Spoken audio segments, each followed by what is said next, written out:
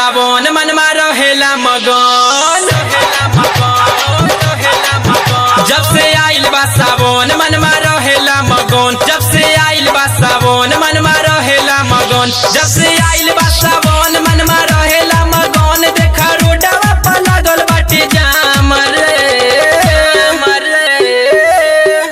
के चल जलवा चढ़ावे के चल जलवा चढ़ावे उगना धाम भवानीपुर गाँव रे के चल जलवा चढ़ावे उगना धाम भवानीपुर गाँव रे।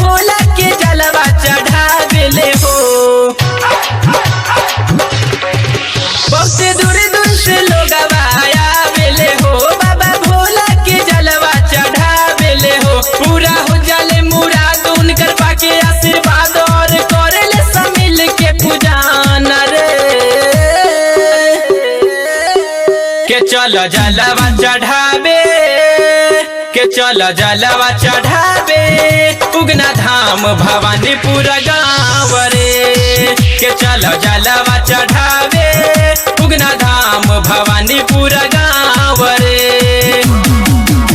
भवानीपुर गाँव रे भवानीपुर गाँव रे।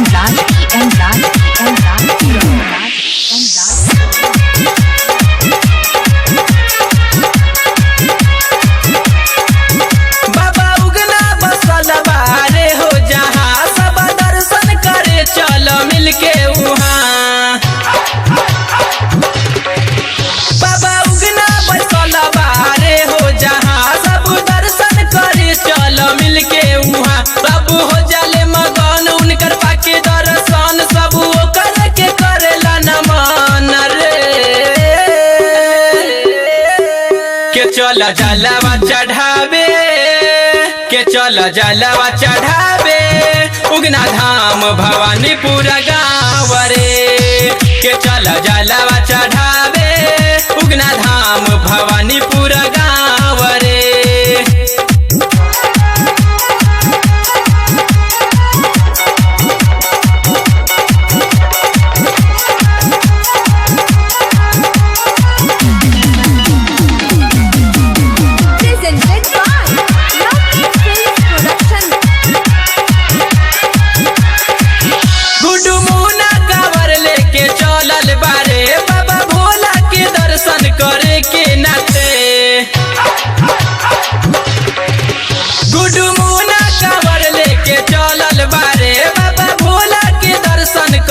इनकर सुनी है पुकार सपना करी है साकार छोटू बेदर्द गावेले भजन रे